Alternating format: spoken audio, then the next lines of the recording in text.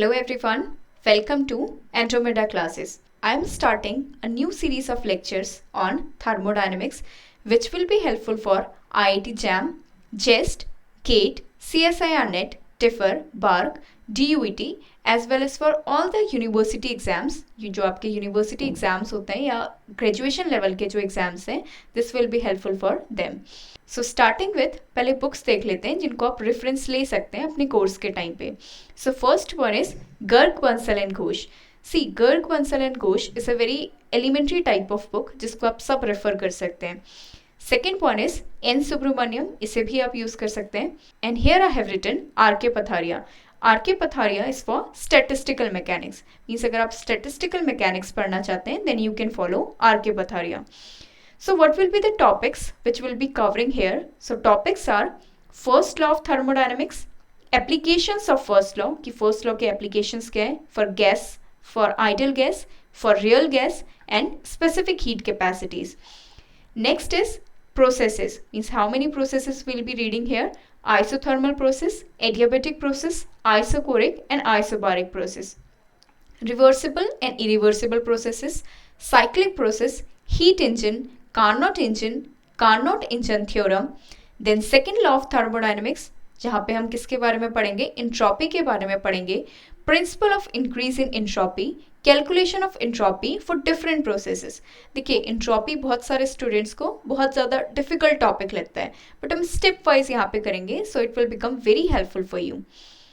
Next is entropy of real gas. Third law thermodynamic relation, Maxwell potential, applications, Maxwell potential की applications क्या है, Joule and Thomson expansion, Joule और Thomson का expansion भी पढ़ेंगे, adiabatic cooling, phase transition and last topic is statistical physics. Statistical physics उतना ही cover किया जाएगा जो आपके ग्रेजुएशन लेवल के लिए इंपॉर्टेंट है. तो ये आपके कुछ टॉपिक्स थे. अब देखिए इन्हीं टॉपिक्स को मैंने चैप्टर्स के फॉर्म में ब्रेक किया हुआ है. So what will be your first chapter? First chapter will be kinetic theory of gases. ठीक है, तो काइनेटिक थ्योरी ऑफ गैसेस में हम कौन कौन से टॉपिक्स को डिस्कस करेंगे? Postulates of kinetic theory of gases, degree of freedom, equipartition theorem और मैक्सवेल बोल्ट्जमैन का स्पीड डिस्ट्रीब्यूशन फंक्शन भी इसी चैप्टर में डिस्कस करेंगे. Your second chapter is calorimetry. Calorimetry में आप हीट कैपेसिटी के बारे में पढ़ेंगे as well as principle of calorimetry के बारे में भी इसी चैप्टर में डिस्कस करेंगे. Your third chapter will be the gas laws and the laws of thermodynamics. See, आप सबने अपने 11th या 12th स्टैंडर्ड में गैस लॉज पढ़े होंगे. What are gas laws? Boyle's law, Charles law, Avogadro law. तो गैस लॉज के बारे में पढ़ेंगे. And then laws of thermodynamics.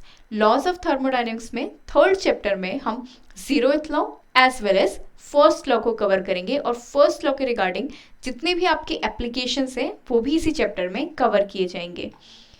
Fourth जो आपका यूनिट रहेगा that will B Carnot engine. Fourth unit में आप कार्नोट इंजन पढ़ेंगे, हीट इंजन पढ़ेंगे, रेफ्रिजरेटर के बारे में पढ़ेंगे. ठीक है. Fifth unit will be the entropy and the second law of thermodynamics. यहाँ पे आप इंट्रॉपी के बारे में पढ़ेंगे और जो सेकेंड लॉ का जो आपका स्टेटमेंट है, डिफरेंट स्टेटमेंट्स जो हैं सेकेंड लॉ के, उनके बारे में हम डिस्कस करेंगे. ठीक है. Sixth topic is thermodynamic potential and Maxwell relation.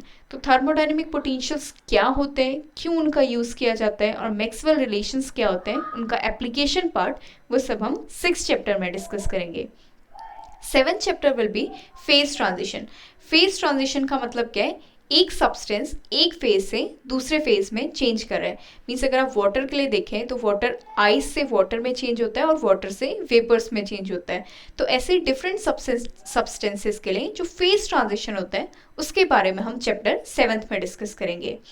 And chapter eighth will be statistical physics. तो स्टैटिस्टिकल फिजिक्स उतना ही पढ़ेंगे जितना आपके लिए एग्जाम के लिए इंपॉर्टेंट है. Now C, before starting our first chapter kinetic theory of gases को स्टार्ट करने से पहले हम कुछ बेसिक से डेफिनेशंस देख लेते हैं जो आपके एग्जाम पॉइंट ऑफ व्यू से इंपॉर्टेंट है. मीन्स कुछ ऐसी चीज़ें हैं जो बहुत बेसिक हैं और कई बार आपको यूनिट कन्वर्जन में दिक्कत होती है या क्वेश्चंस को सॉल्व करने में दिक्कत होती है. तो उसके लिए मैंने कुछ यहाँ पे ऐसा यूनिट्स और लिखे हुए हैं ताकि आपका हल्का सा रिवीजन हो जाए. So first of all density of water. Water का डेंसिटी आपका कितना होता है? It is 1000 kg per meter cube. Next is escape velocity, और स्केप वेलोसिटी इज √2g_re, जहाँ पे आपका re किसके इक्वल है 6400 किलोमीटर, या फिर अगर आप इसको मीटर में लिखते हैं then it is 6400 into 10⁻³ metres. और ये आपका re है क्या, this is radius of earth, ठीक है।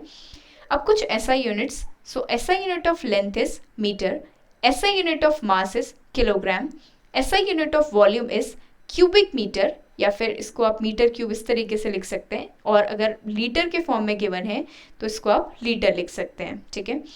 डेंसिटी का SI यूनिट इज kg पर मीटर क्यूब, टेम्परेचर का SI unit is kelvin, pressure का SI unit is pascal, energy का SI unit is joule, and जो स्पेसिफिक हीट है उसका आपका SI यूनिट क्या है, जूल पर kg केल्विन, ठीक है। ये आपके कुछ बेसिक SI यूनिट्स हैं जो आपको याद होने चाहिए for solving your questions properly. Now next conversion is Celsius to kelvin. देखिए कई बार टेम्परेचर से रिलेटेड क्वेश्चंस आते हैं थर्मोडायनेमिक्स में, तो आपको सेल्सियस से केल्विन या फिर सेल्सियस से फ़ारेनहाइट में कन्वर्ट करना आना चाहिए।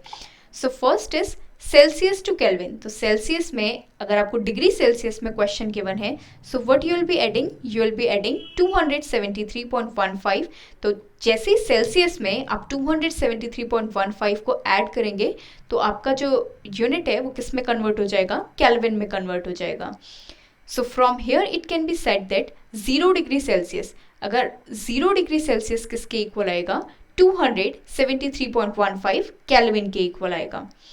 नेक्स्ट इज अगर आपको डिग्री सेल्सियस से किस में कन्वर्ट करना है, डिग्री फ़ारेनहाइट में कन्वर्ट करना है। This is your degree Celsius, और किस में कन्वर्ट किया जा रहा है, डिग्री फ़ारेनहाइट में। तो डिग्री सेल्सियस से डिग्री फ़ारेनहाइट में कन्वर्ट करने के लिए what you will be doing, degree Celsius को आप 9/5 से मल्टीप्लाई करिए प्लस 32 करेंगे, so you will be getting Fahrenheit, ठीक है। नाउ कई बार देखिए क्वेश्चंस में गिवन रहता है standard temperature and pressure. So what is standard temperature and pressure in thermodynamics. Standard temperature and pressure, so standard temperature is 273 kelvin, ठीक है। 273 kelvin को स्टैंडर्ड टेम्परेचर बोला जाता है, which is equal to 0 degree Celsius. अभी मैंने आपको बताया कि 0 डिग्री सेल्सियस किसके इक्वल है, 273.15। तो स्टैंडर्ड टेम्परेचर को या तो आप 273 केल्विन बोलिए, या फिर 0 डिग्री सेल्सियस और 32 degree Fahrenheit. Now standard pressure is 1 atmosphere which is equal to 10⁵ pascal. Pascal इसका क्या है, SI यूनिट है, और इसको दोनों टर्म्स में आप लिख सकते हैं। Now what is normal temperature and pressure. कई बार क्वेश्चंस में जैसा मैंने अभी आपको बताया कि स्टैंडर्ड टेम्परेचर प्रेशर लिखा होगा, या फिर इस तरीके से भी लिखा हो सकता है STP। तो STP का मतलब यहाँ पे क्या है, स्टैंडर्ड टेम्परेचर एंड प्रेशर। वैसे ही आपके पास कई बार क्वेश्चंस पे NTP लिखा होगा। सो what is NTP, NTP is normal temperature and pressure. So what is your normal temperature, normal temperature आपका है 20 डिग्री सेल्सियस, और इसी को आप क्या लिख सकते हैं, 293.15 केल्विन। इस 20 डिग्री सेल्सियस में 273.15 एड ऑन करिए and you will be getting 293.15 kelvin. And what is the pressure, जो आपका नॉर्मल प्रेशर है, it is again 1 atmosphere. Now see questions में अगर आपको जो मास है वो AMU के फॉर्म में गिवन है, that means atomic mass unit के फॉर्म में गिवन है, और आपको kg में कन्वर्ट करना है। So here I have written 1 atomic mass unit is equal to 1.67 into 10⁻⁻27 kg। हो सकता है कि कई बार ये कन्वर्सन भी आपको हेल्पफुल हो कि एक AMU को आपको kg में अगर कन्वर्ट करना हो, सो 1 AMU is equal to 1.67 into 10⁻⁻27 kg। अब देखिए लीटर को भी कई बार अलग अलग फॉर्म्स में क्वेश्चन में लिखा रहेगा कि अगर आपको ऐसे लिखा है कि 1000 सेंटीमीटर क्यूब, तो 1000 सेंटीमीटर क्यूब का मतलब भी क्या होता है, 1 litre. So 1 litre can be written as 10⁻³ metre cube, और इसको आप लिख सकते हैं 1000 सेंटीमीटर क्यूब, ठीक है। इस तरीके से आप कन्वर्ट कर सकते हैं। अब जब आप वर्क डन के क्वेश्चंस करेंगे तो आपको कई बार एरिया निकालना होगा, कुछ ज्योमेट्रिकल फिगर्स आपके पास बनेंगे और उनका एरिया आपको निकालना होगा। सो first is area of triangle, and you all know the area of triangle which is half base into height, ठीक है। base आप देख लेंगे multiplied by height, और उसका half ऑफ करेंगे तो आपको क्या मिलेगा, area of triangle। next one is area of rectangle। so what is the area of rectangle, area of rectangle is length multiplied by breadth. तो लेंथ को आप ब्रेथ से मल्टीप्लाई करेंगे, you will be getting area of triangle. Now area of circle is, circle का area आपका क्या बनेगा, it is pi r square, और यहाँ पे आर आपका क्या है, this is the radius of circle. Next is area of trapezium. So area of trapezium is half a plus b into h, जहाँ पे आपका ए और बी आपके क्या है, साइड्स हैं, and h is your height. Area of ellipse is pi a b. अब देखिए पाई ए बी आपका एलिप्स का एरिया होता है। आपका एलिप्स इस तरीके से बनता है, ठीक है। इसमें आपके पास एक मेजर एक्सिस होता है और एक माइनर एक्सिस होता है। This major axis is 2a और ये आपका माइनर एक्सिस इज 2b। तो अगर आपका मेजर एक्सिस 2a है और आपका माइनर एक्सिस 2b है, then the area of ellipse is pi a b. तो एरिया आप एलिप्स का एरिया आपके पास क्या आ जाएगा, pi a b. Area of parallelogram is base multiplied by height. तो बेस को आप हाइट से मल्टीप्लाई करेंगे, you will be getting the area of parallelogram. Area of arc, अगर कुछ इस तरीके से आर्क आपको गिवन है, उसका एरिया आपको फाइंड करना है, ठीक है। तो इस आर्क का अगर आपको एरिया फाइंड करना है, दिस इज द रेडियस, ये आपका रेडियस है, एंड दिस इज थीटा। तो आप कैसे निकाल सकते हैं, हाफ आर स्क्वायर थीटा। तो area of arc is half r square theta. Next, here are some equations of straight line. हो सकता है कि कई बार इक्वेशन ऑफ स्ट्रेट लाइन आपको क्वेश्चन में, मीन्स जब आप ग्राफ के क्वेश्चंस को सॉल्व करेंगे तो equation of straight line will be helpful for you. So first one is y is equal to mx plus c, और m आपका यहाँ पे क्या होता है, m is your slope and c is your intercept। तो m को आप slope को कैसे लिख सकते हैं, slope can be written as y2 minus y1 upon x2 minus x1। Second equation is y minus y1 is equal to y2 minus y1 upon x2 minus x1, जहाँ पे ये आपका क्या है, this is your slope, और यहाँ पे आप लिखेंगे x minus का x1। Third equation is ax plus bx plus c is equal to 0। ये आपके क्या है, 3 इक्वेशंस हैं ऑफ स्ट्रेट लाइन जो कई बार क्वेश्चंस में हेल्पफुल होते हैं। तो ये कुछ बेसिक पॉइंट्स थे। अब हम अपना चैप्टर स्टार्ट करते हैं। So your first chapter is kinetic theory of gases. अब देखिए काइनेटिक थ्योरी ऑफ गैसेस में आपने कई जगह जहाँ पे भी पढ़ा होगा, you would have seen some postulates. So हम पोस्टुलेट्स से ही स्टार्ट करेंगे और वहाँ से डिस्कस करेंगे कि काइनेटिक थ्योरी ऑफ गैसेस है क्या। So starting with postulates of kinetic theory of gases. So what does kinetic theory of gases say? First of all, let's imagine a container. एक container आपको imagine करना है which has a volume V, जिसका volume आपको क्या given है, V given है, and have identical particles। उस कंटेनर के अंदर आपके कुछ identical particles रखे हुए हैं, ठीक है, और each का mass आपको क्या given है, each of mass m। तो यहाँ पे देखिए I have drawn a container। Container आपका क्या है, इसका कुछ वॉल्यूम है, इसमें नंबर ऑफ पार्टिकल्स फिल किए गए हैं और आइडेंटिकल पार्टिकल्स हैं, ठीक है, और सबका मास आपको कितना गिवन है, m गिवन है। So starting with the first postulate. अब देखिए पहला पोस्टुलेट क्या कहता है, देखिए काइनेटिक थ्योरी ऑफ गैसेस में वही बात की जाएगी जो इस कंटेनर के अंदर हो रहा है, ठीक है। सो मेन फोकस आपका किसका क्या रहेगा, ये कंटेनर आपका मेन फोकस है। इसका वॉल्यूम आपको v गिवन है, आइडेंटिकल पार्टिकल्स आपके पास हैं, इन्हीं के बारे में हमको डिस्कस करना है कि आइडेंटिकल पार्टिकल्स कैसे मोशन कर रहे हैं, कब मोशन कर रहे हैं, किस डायरेक्शन में मोशन कर रहे हैं, एक दूसरे से इंटरेक्ट कर रहे हैं या फिर नहीं कर रहे हैं, इस टाइप के पॉइंट्स हमको पोस्टुलेट्स में दिखेंगे। So starting with first postulate. So first postulate is the molecule behave as point particles as compared to the volume of the container। देखिए आप इमेजिन कर सकते हैं कि एक बहुत बड़ा सा रूम है और जो आपकी गैस के जो पार्टिकल्स हैं दोज आर वेरी स्मॉल। तो बोला जा रहा है कि जो कंटेनर का जो वॉल्यूम है उसके कंपैरिजन में जो आपके मॉलिक्यूल्स हैं वो पॉइंट साइज मॉलिक्यूल्स हैं।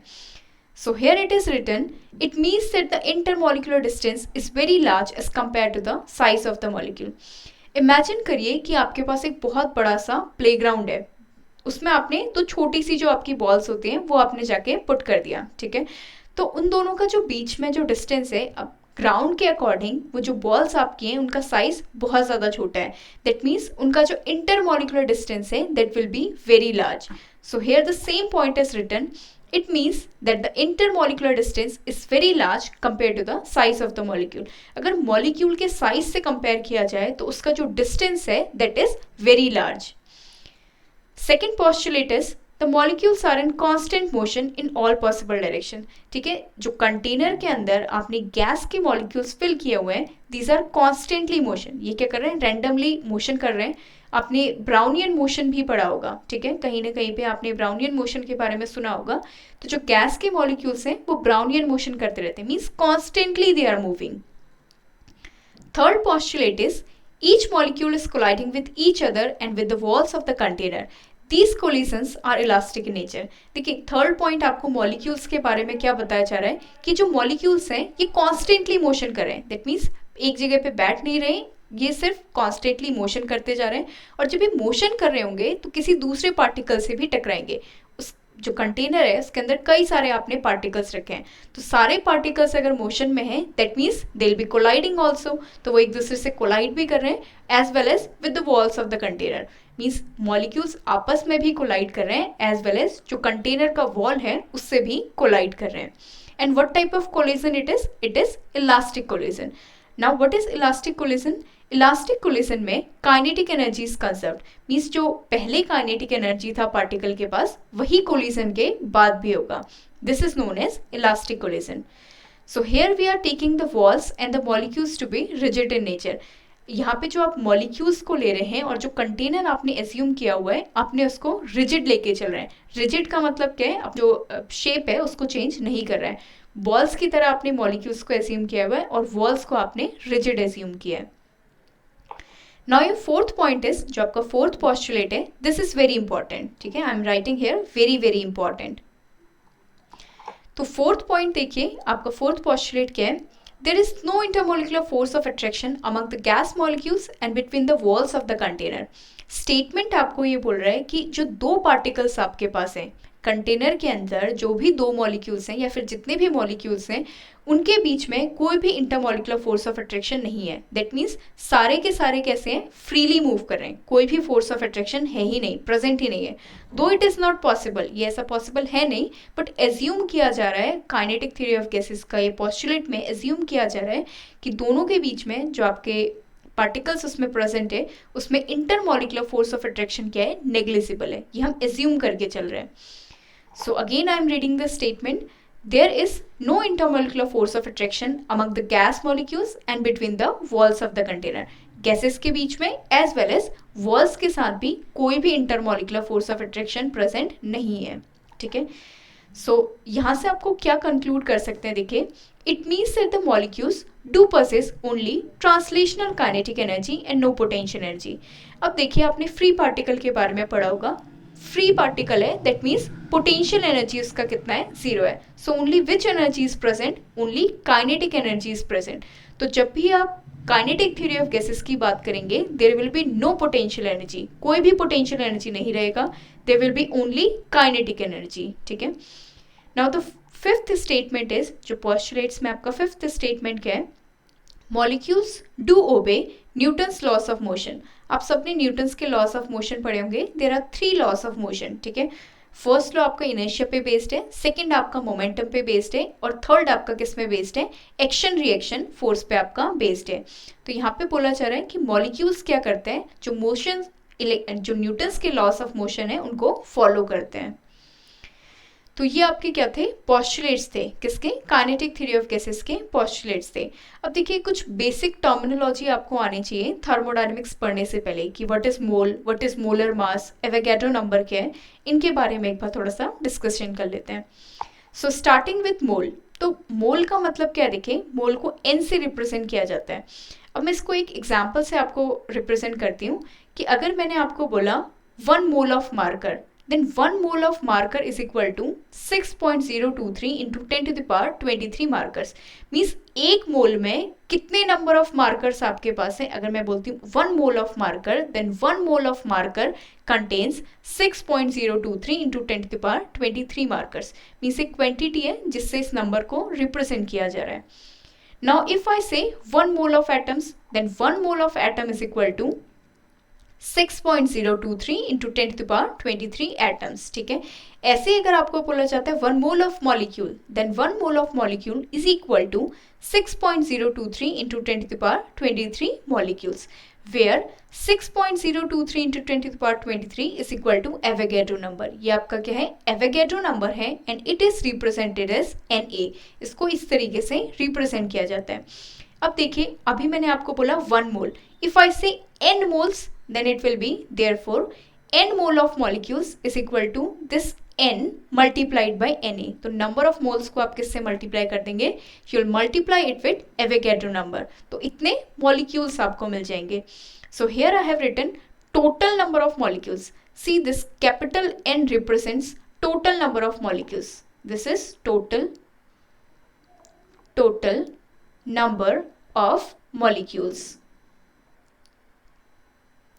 तो देखिए, एक मोल में कितने नंबर ऑफ मॉलिक्यूल्स हैं, एवोगैड्रो नंबर के इक्वल मॉलिक्यूल्स हैं। सो बाय यूनिटरी मेथड आप बोल सकते हैं n multiplied by Na means number of moles multiplied by Avogadro number will give you total number of molecules. So this is your first equation. You can represent it as first equation.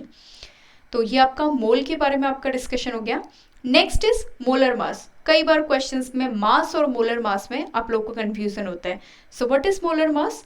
Molar mass is represented by capital M।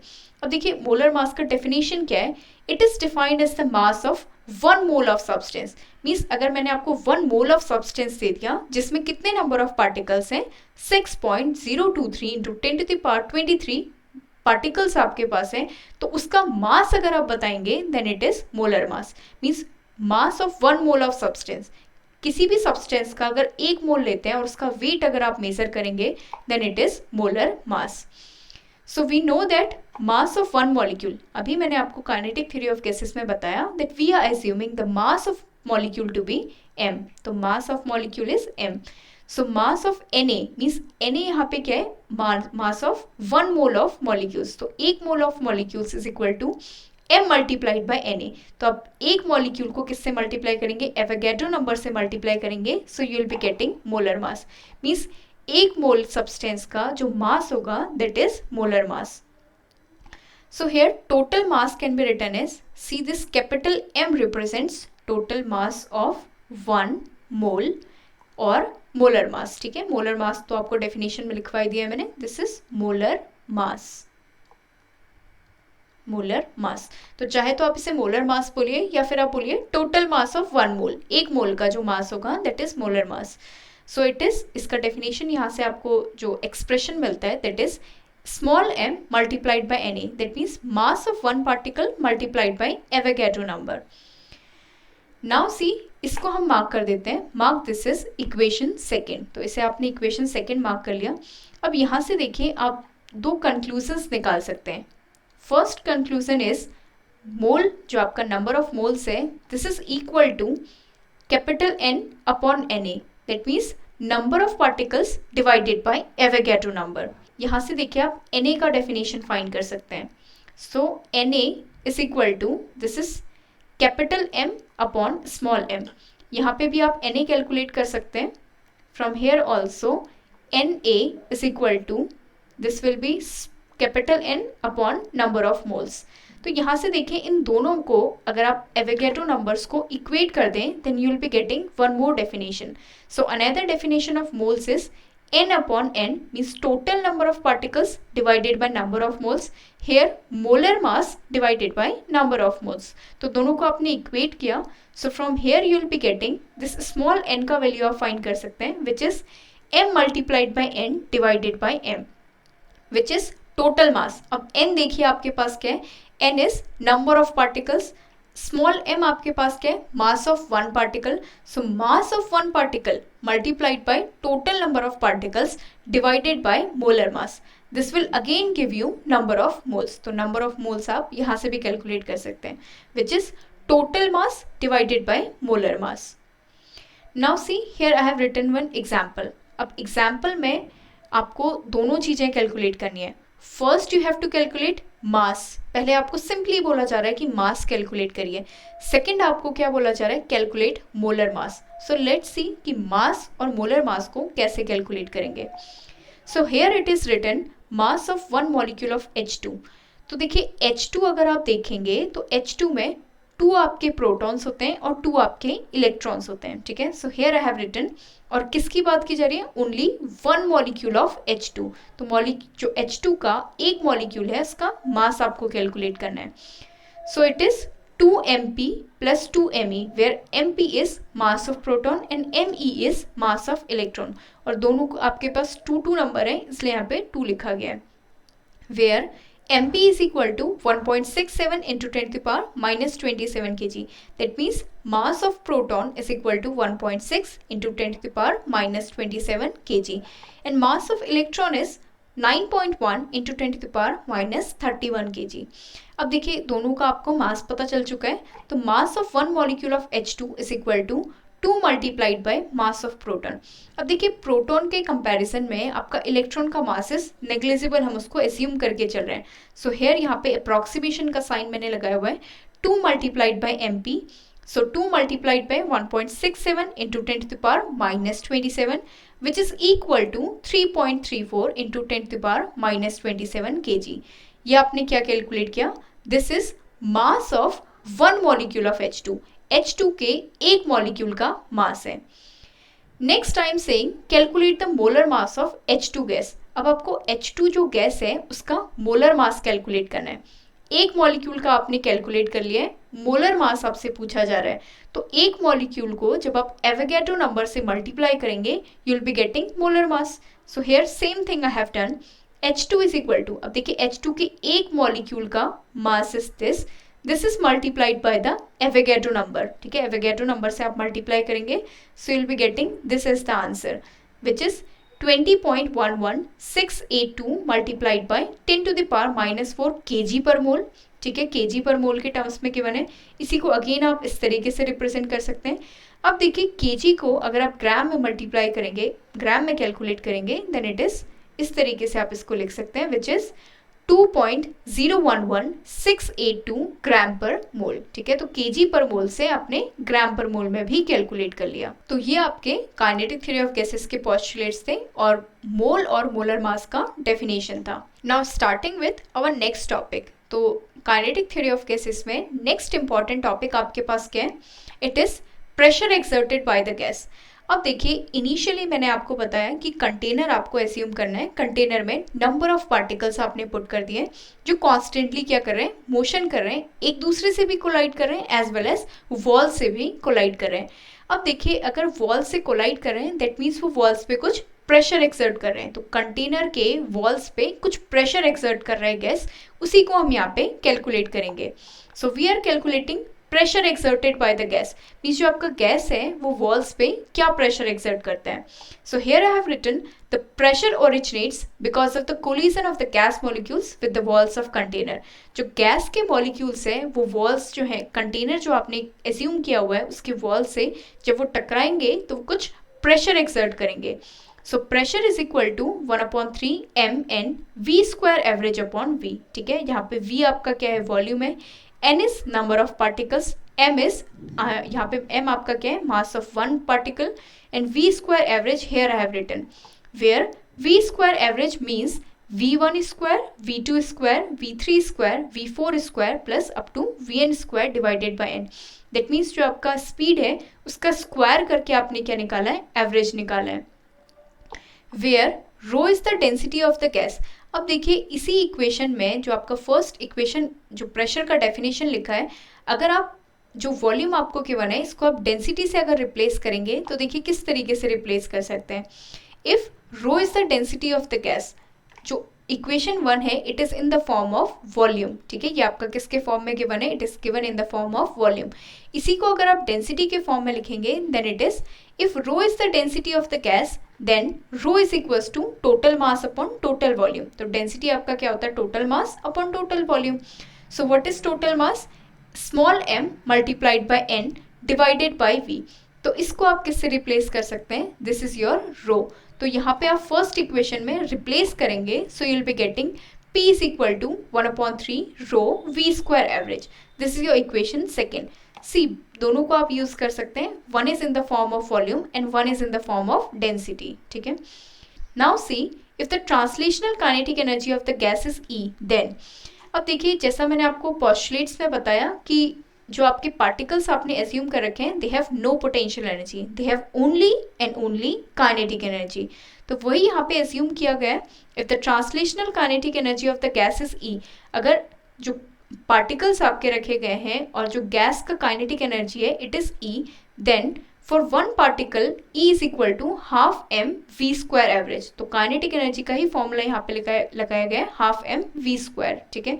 तो we square average आपने यहाँ पे put किया। Now see solving equation 1 and 3 gives. अब आप first equation और जब आप थर्ड इक्वेशन को, इन दोनों को अगर वैल्यूज को सॉल्व करेंगे, वी स्क्वायर एवरेज का वैल्यू पुट करेंगे इक्वेशन फर्स्ट में, you will be getting P V is equal to 2/3e। तो आपको ये टर्म मिलेगा, ठीक है, which can be written as E is equal to 3/2 PV। देखिए ये दोनों जो आपके जो रिजल्ट्स निकल के आए by solving first and third equation, this is very important. तो यहाँ से आप देखिए, आप एक और कंक्लूजन ड्रॉ कर सकते हैं। Now you know P V is equal to NRT और P V is equal to NKBT। This is ideal gas equation, ideal gas equation, ठीक है। ये आपकी क्या है, आइडियल गैस इक्वेशन है। अब P V is equal to NRT अगर रिटर्न है, that means ideal gas equation किसके फॉर्म में गिवन है, in terms of moles, moles के फॉर्म में गिवन है। और अगर आइडियल गैस को NKBT फॉर्म में लिखा है, that means it is written in the form of number of molecules. This is in the form of number of moles. Here I am writing PV is equal to NRT in form of number of moles, number of moles, ठीक है। और next here it is written PV is equal to NKBT। तो NKBT आपका किसके form में written है, it is written in the form of number of molecules, number of molecules, ठीक है। तो क्वेश्चन में आपको ये ध्यान देना पड़ेगा कि नंबर ऑफ मोल्स के टर्म्स में पूछा जा रहा है या नंबर ऑफ मॉलिक्यूल्स के टर्म्स में पूछा जा रहा है। अगर नंबर ऑफ मोल्स के टर्म्स में पूछता है then you will be using PV is equal to NRT, और अगर आपको नंबर ऑफ मॉलिक्यूल्स के टर्म्स में पूछता है then you will be writing PV is equal to NKBT, ठीक है। So here I am using, मैं नंबर ऑफ मोल्स के टर्म्स में यूज करके अपना डेरिवेशन को प्रोसीड कर रही हूँ। For ideal gas we have PV is equal to NRT, where N is equal to number of moles of gas and R is the gas constant. So from here E is equal to 3/2 PV. Now see, इसमें आप क्या कर सकते हैं, इस PV को replace कर सकते हैं। So अगर आप PV को रिप्लेस करेंगे then E is equal to 3/2 NRT. That means energy is equal to 3/2 NRT. This is a very important result और ये यूज किया जाता है। E is the average kinetic translation energy. अब देखिए यहाँ पे N लिखा गया है, ठीक है। तो अगर यहाँ पे बोला जाता है फॉर 1 मोल, अगर 1 मोल की एनर्जी आपको कैलकुलेट करनी है, energy of 1 mole is equal to 3/2 RT। तो इस N का वैल्यू आप क्या पुट करेंगे, 1 पुट करेंगे using N is equal to N/NA। तो यहाँ से देखिए आपका एनर्जी किसके इक्वल आ जाएगा, energy is equal to 3/2 NKBT। यहाँ से देखिए Boltzmann constant multiplied by Avogadro number, this is Boltzmann constant,